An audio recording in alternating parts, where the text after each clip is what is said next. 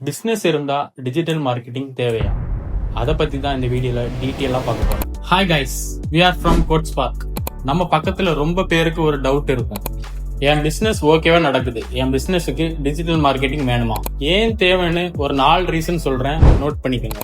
Reason 1, visibility business. இன்னைக்கு இருக்கிற டைமுக்கு யாருமே நியூஸ் பேப்பர்ஸ் ரீட் பண்றது இல்ல, வால் போஸ்டர்ஸ் பாக்குறது இல்ல. இப்ப எல்லாரும் அவங்க நீட்ஸுக்கு போன்ல தான் சர்ச் பண்றாங்க.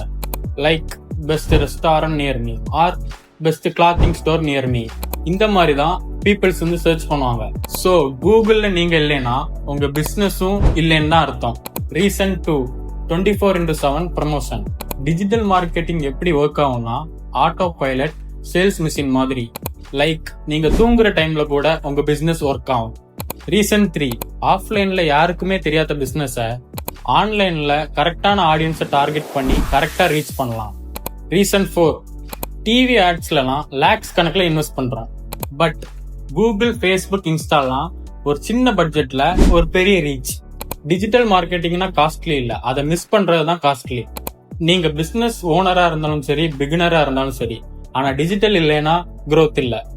சோ உங்க பிசினஸுக்கு டிஜிட்டல் மார்க்கெட்டிங் பண்ற ஐடியா இருந்ததுன்னா இதுதான் உங்களுக்கு ரைட் டைம்.